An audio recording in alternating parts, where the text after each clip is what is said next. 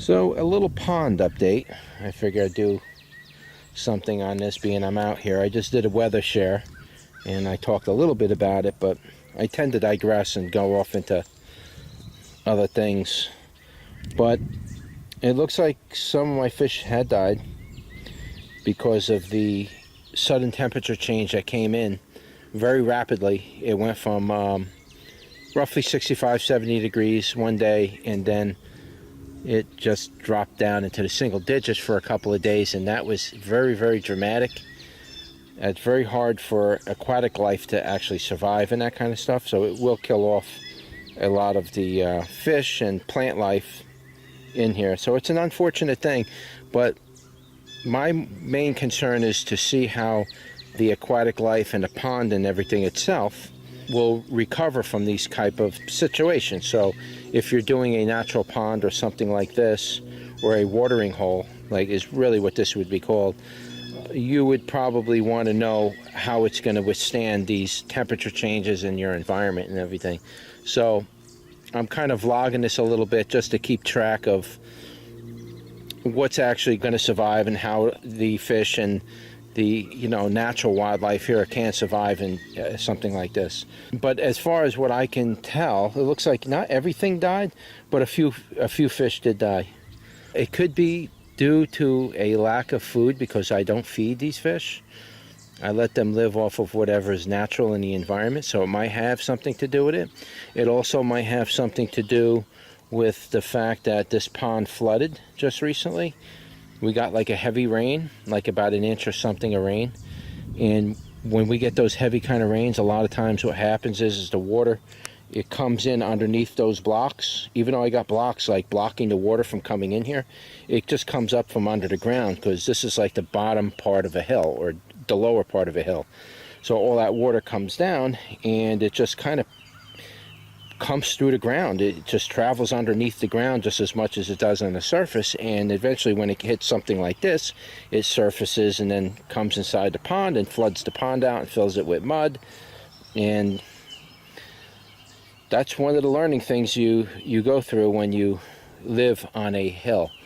So if you live on a hill, it probably wouldn't be in your best interest to build this type of pond. You'd probably want to build something a little bit different, a little different engineering, maybe raised up above the ground and things like that.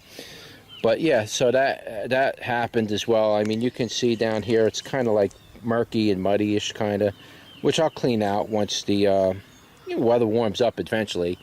I'll get in here and kind of scoop out some of the leaves. I leave the leaves in there because the leaves actually, even though they're putting tannins in the water, they actually help control the water environment. And it's just the way it's going to be in the natural, natural life. The water will naturally get leaves and nobody's going to clean them out. So these fish have to learn to adapt to this environment. So for the most part, I leave them in there, but just for the sake of maybe cleaning it out once in a while, I'll come in here with a rake and tear it out. But the problem with that is that I got so many aquatic plants in here that, oh look, you got some fish. I think down here, right? Where are they? You see them? There's some fish in there. Yeah, they are. So it didn't kill them all, but a few of them did die.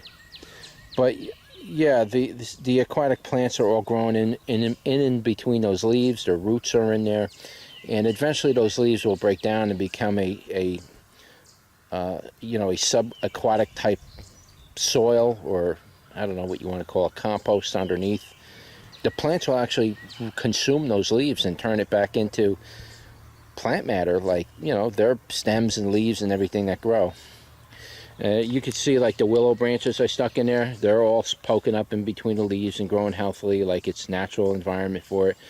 And the roots from that tree will actually soak up the nitrates and nitrites in the water, and it just helps balance the system. That's why I don't really take anything out. Though it looks unsightly, I may cut it back and everything. I'm probably going to leave a lot of them willows in there because they seem to grow very good in the water. But yeah, a little bit of a setback on the pond as far as, the conditions. But this isn't the first time this happened. This happens here all the time. It's always flooding, and it's always getting really trampled on really hard. Very hard for this pond to find an even ground, an equilibrium where it can just thrive. It's just not that kind of environment for it. It's not like a vernal pool in any way. This is really not meant to be here.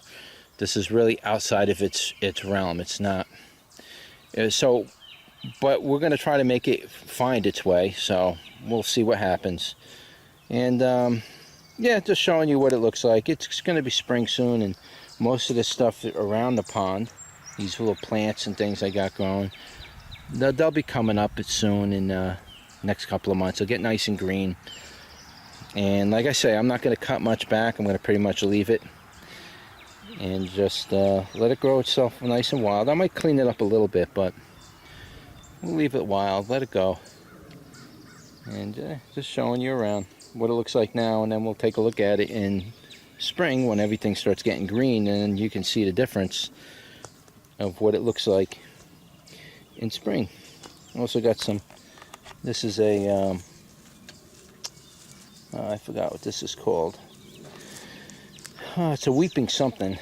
It's a beautiful plant if it could ever grow. It's just taking a long time. Alright, so yeah, that's just a quick pond update, and then maybe I'll shoot a quick update in the garden and greenhouse, and just something to keep me busy until it's time to actually start getting planting. So just enjoying the nice weather we got today. First time I've seen sun today in weeks. Haven't seen the sun out in weeks. So, alright guys, hope you enjoyed the video. Like, share, and subscribe, and I will see you on the next one. Take care.